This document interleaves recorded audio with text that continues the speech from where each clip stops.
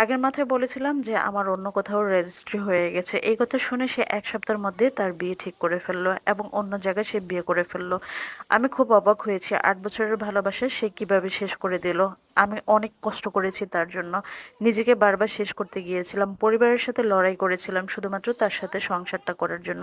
কিন্তু সে আমার সমস্ত কিছু ভুলে গিয়েছে। সে অন্য মেয়েকে বিয়ে করেছিল। আমি পরিবারের ছোট মেয়ে।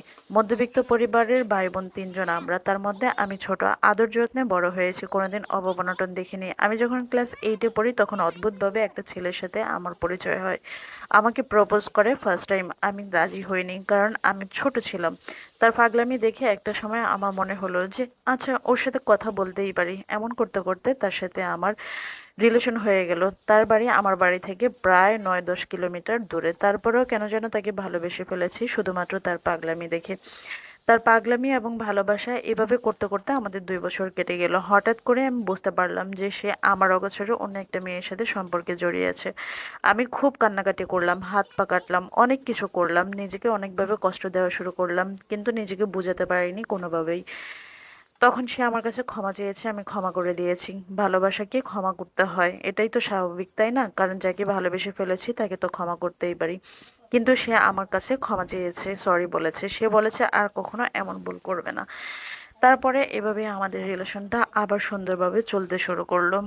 তারপর ভালোই চলছিল আমাদের দিনগুলো, ঘোরাফেরা করা, একসাথে খাওয়া, ভালোবাসা, কত যত্ন, কত কিছু। আমি বুঝতে পারতাম সে আমাকে অনেক বেশি ভালোবাসে। আমার সাথে একদিন কথা না বলতে পারলে সে কেমন যেন ছটফট করতো, অনেক কান্নাকাটি করতো, পাগলামি করতো, নিজেকে কষ্ট দিত। যার কারণে আমি বিশ্বাস করে ফেলেছি যে এই মানুষটা আমার জীবনের সঠিক মানুষ। এভাবে আমাদের ৮টা বছর কেটে গেল। কোথায় দিয়ে যে কিভাবে ৮ বছর পার করেছি ভালোবাসতে বাসতে সেটা টেরও পেলাম না। এদিকে আমি এসএসসি পরীক্ষা দিয়ে ডিগ্রিতে ভর্তি হলাম। আমার বাসা থেকে পুরা দমে আমার জন্য বিয়ের জন্য প্রেশার করছিল। কিন্তু আমি কোনোভাবে রাজি হচ্ছিলাম না। এর মাঝে অনেক ভালো ভালো পরিবার বিয়ের জন্য এসেছিল। আমি রিজেক্ট করে দিয়েছি। কারণ যাকে ভালোবাসি ৮টা বছর পার করেছি। তাকেই তো বিয়ে করব আমি, তাই না? তার জন্য সমস্ত কিছু আমি রিজেক্ট করে দিতাম। কোথাও রাজি হতাম না। তাকে আমি জানালাম যে এবার পুরো দমে আমার পরিবার আমাকে প্রেশার করছে। তুমি কিছু একটা করো। আমার পরিবারের প্রস্তাব দাও।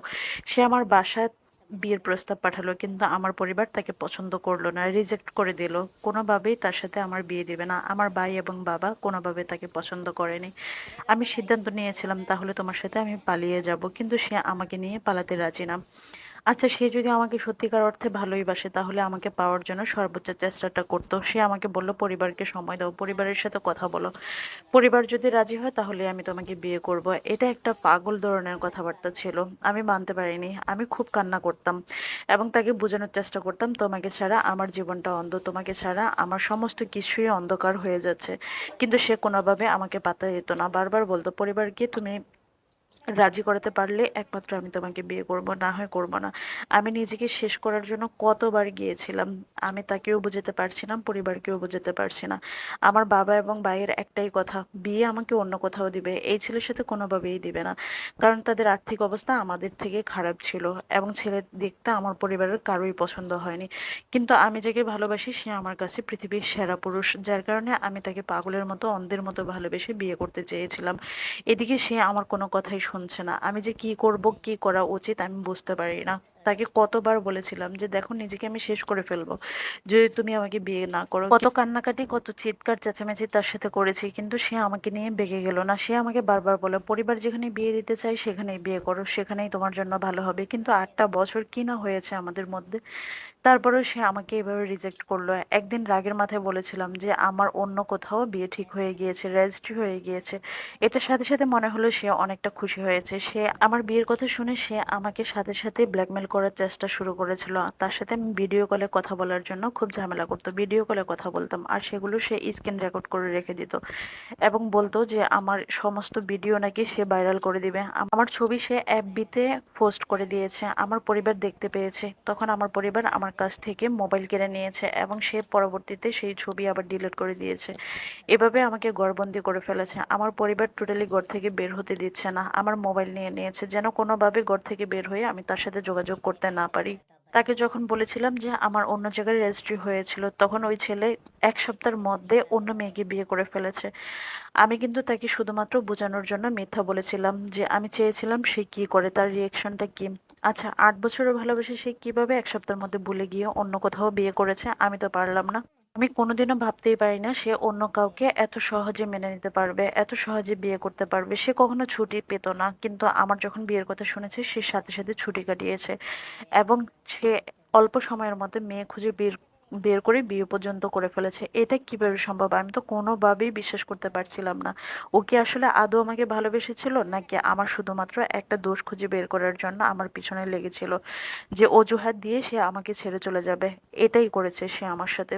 ওই ছেলের সাথে আমার নভেম্বরের 12 তারিখে শেষ একটা পার্কে দেখা হয়েছিল। কত রিকোয়েস্ট করেছি, কত কান্না করেছি তার পায়ে ধরে যে আমাকে নিয়ে তুমি ভেগে চলে যাও। আমি তোমাকে বিয়ে করতে চাই, আমি সতীনের সংসার করব, তাও তুমি আমাকে বিয়ে করো। তোমার কাছে আমি আর কিচ্ছু চাই না, শুধু আমাকে বিয়ে করো, আমার জীবনটা নষ্ট করে দিও না। আমি একটা পার্কের মধ্যে ছটফট করেছিলাম, এত কান্না করেছিলাম পাগলের মতো তার পায়ে ধরে, কিন্তু না, সে আমাকে বিয়ে করতে রাজি হয়নি, সে আমাকে ছেড়ে চলে গিয়েছে।